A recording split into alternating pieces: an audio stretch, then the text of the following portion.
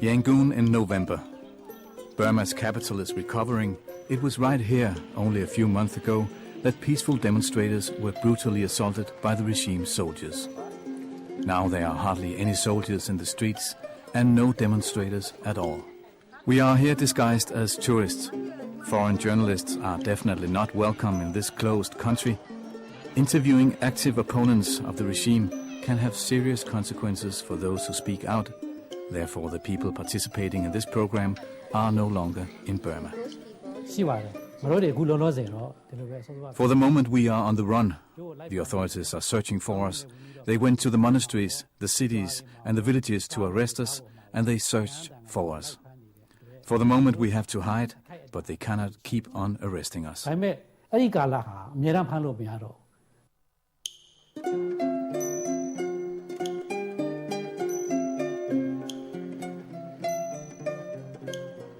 The Moy River between Burma and Thailand. Yet another family escapes from Burma. They are fleeing from suppression, hoping for a better life, or on the run from the authorities like the people we have met. Yuko Vida is wanted by the Burmese authorities. He has escaped from the country and we are meeting him in a secret address in Thailand. He has chosen to come forward now that the authorities are after him anyway. I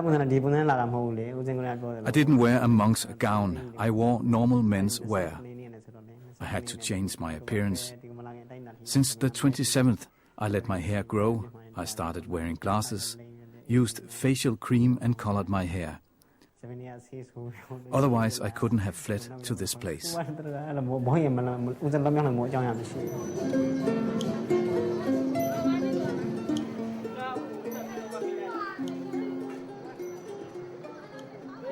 Mysot is in Thailand, just off the Burmese border.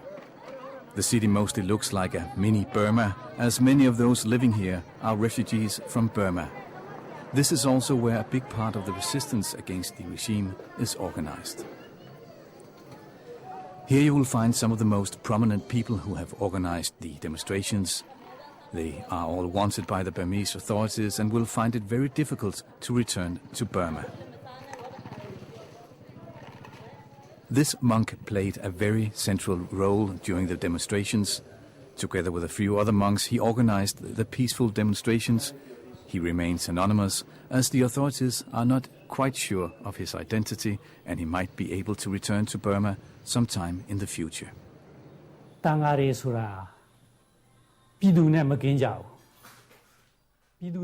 Monks are not separate from the citizens. Every day they walk around people's homes and ask for charity.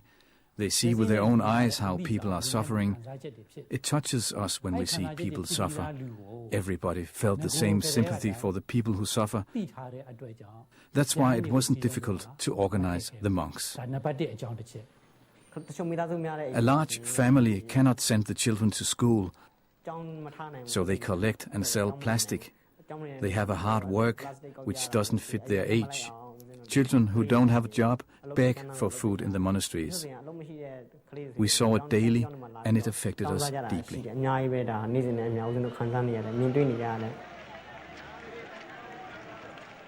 There are more than 1 million monks in Burma, and they were at the forefront to protest against a regime who has impoverished its citizens, and they were aware of the risk of doing so.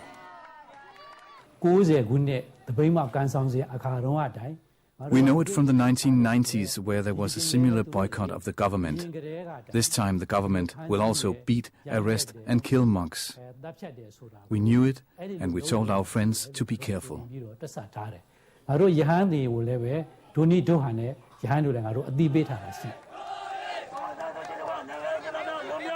Still, the streets were filled with discontented Burmese. Monks, political activists and ordinary people rebelled against a regime which did not care about normal people's right. The population lives in poverty while the leaders of the country enrich themselves. In September, I became an important part of the protest. I had to do it for my religion, as a Buddhist and a citizen in Burma. I'm not a politician or a member of a student union. I'm an ordinary citizen and a businessman. Pancha Ukaka is like thousands of others forced into exile, wanted by the regime. The border area between Thailand and Burma has been a refuge for more than 20 years for many Burmese who are no longer welcome in their own country. It is ordinary people, political activists, and a particular ethnic group, the Kareens, most of whom have spent the last 20 years in refugee camps like this one.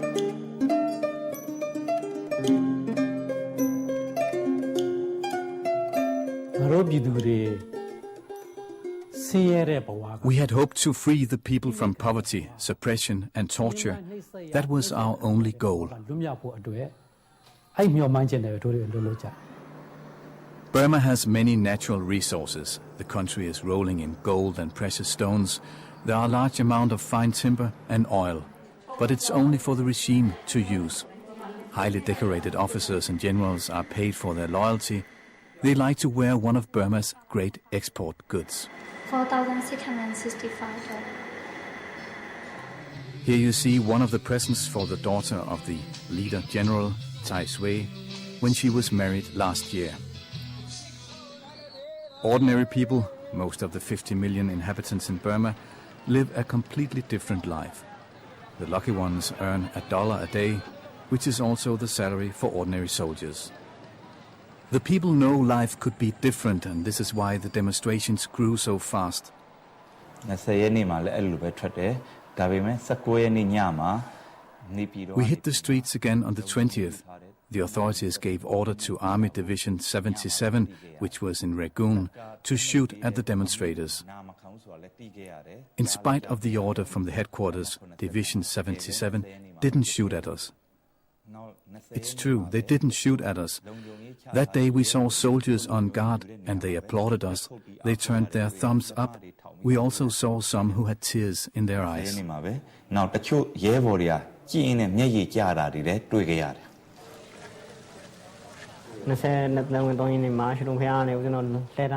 We marched to the Lei Tan area from the Shigadon Pagoda. We came to the national leader Aung San Suu Kyi's house. The authorities didn't think we could reach the house.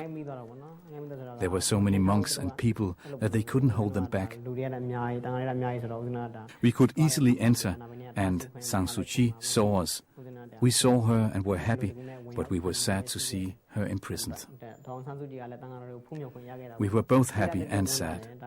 We looked at her house and her, and sent her our love and prayed for 5-10 minutes. Afterwards we returned to the Sule Pagoda by the Kapa'aya Road.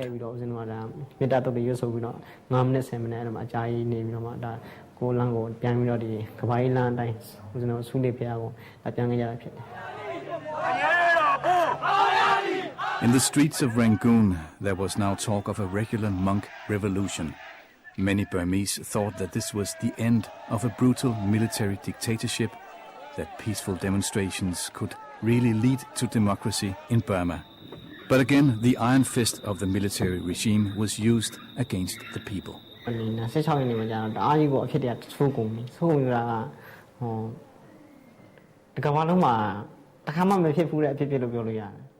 What happened the next day on the 26th had never happened before. The authorities attacked the monasteries. Early the next morning, I went to the monastery. There were monks' gowns and shoes spread all over, and there was blood. Mosquito nets had been tossed around, and it was a horrible sight.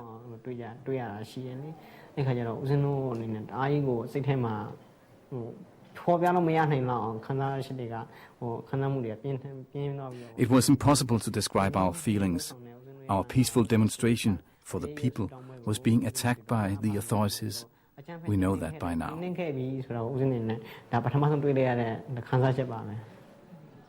The monks tried to rise after the hard night attack, but the authorities set up a tight iron ring around their holy pagodas.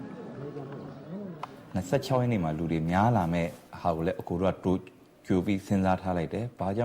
the 26th, we knew that the numbers would rise, as we had seen more and more soldiers coming every day. On the 26th, we planned to march in the same way. We were told that they had replaced Division 77 with Division 66 during the night. We were told in the morning at 10 o'clock they had replaced Division 77 with Division 66, and Division 66 had been ordered to shoot at us. 15-20 monks approached the MPs and asked them to open the roadblocks, but they didn't succeed, and while the monks asked the MPs started to hit 3 or 4 monks who were praying in the front. Before the monks could get away, they fired 3 tear gas grenades.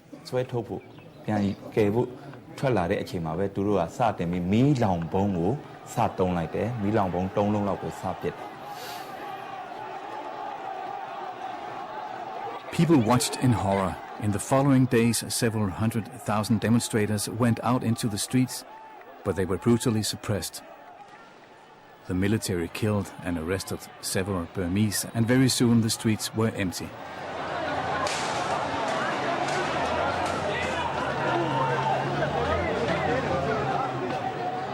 Today, the barbed wire, which lies ready to be rolled out when or if the protesters take to the streets again, is the only proof of the revolt. But even if things are calm now, you sense an intense aversion against the regime. During my 4-day visit, I didn't hear a single positive word about Burma's leader, Tai Swe. On the other hand, the monks of the country were often praised.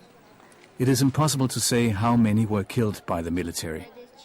The authorities say 10, but many activists talk about 200. Foreign diplomats estimate slightly less. A qualified guess would be around 100 dead. More than 3,000 persons were arrested. The majority was released again, but an estimated 600 are still imprisoned. But in spite of this, and in spite of the fact that the military regime managed to stop the demonstrations effectively, they all think it was worth it.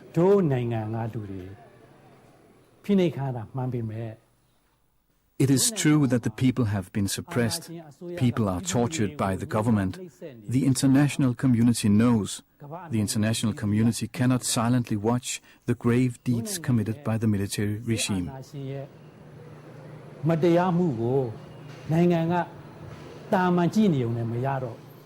We regret nothing. We did what was possible. The Burmese are responsible for their own country. Others can't do much.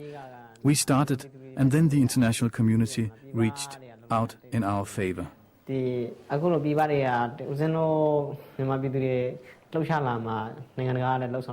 the uprising in 1988, there hasn't been anything like this. Burma wasn't mentioned in the world. When the monks started to protest, the attention from the UN and the international community grew very fast. But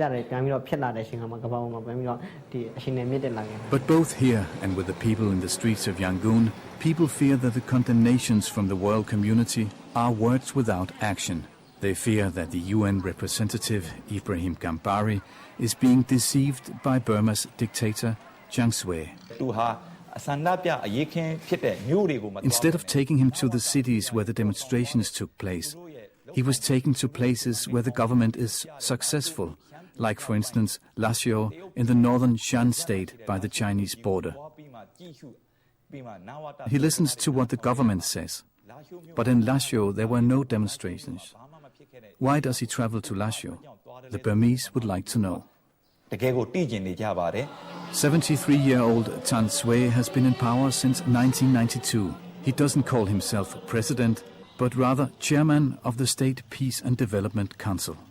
But the title covers over a man who has in no way created peace and prosperity. He's a soldier who has worked himself up through the grades.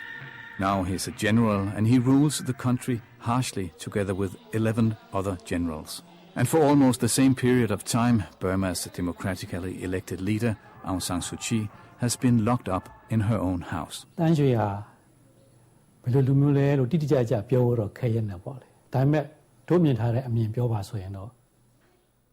It is difficult to say exactly who Tang Swe is. We see him like a chess player. As a chess player, he only thinks of beating the opponent. He always tries to find ways to trick his opponent.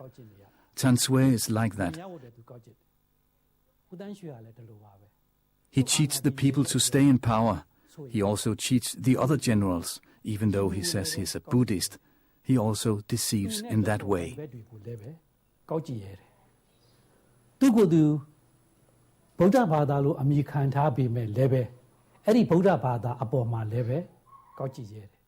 He can also cheat the world community, including the UN. That is why Than Shwe is like a chess player who always tries to cheat his opponent. That is how we see him.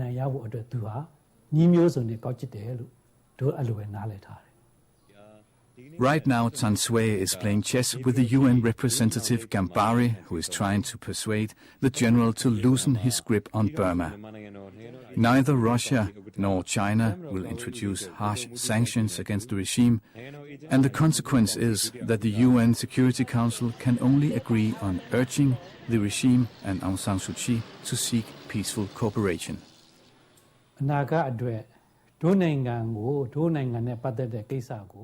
If the Security Council of the UN handles the case of Burma with great care, the military government might start to speak with the opposition. The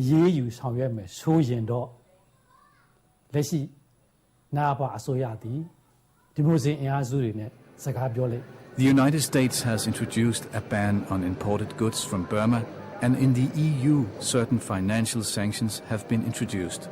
But the most important source of revenue in Burma, oil and natural gas, is not included in these sanctions. And Burma's government doesn't seem very worried about the financial sanctions. Oil and natural gas can always be sold. And if the United States and the EU don't want their goods, the Chinese will. If it doesn't happen, if the actions are only expressions of condemnation, and if Mr. Gambari is only talking and then leaving again, if the case is not taken seriously, the government will not take the international society into consideration, or the Burmese population, and it will continue to rule. If it continues, many Burmese will pay with their lives.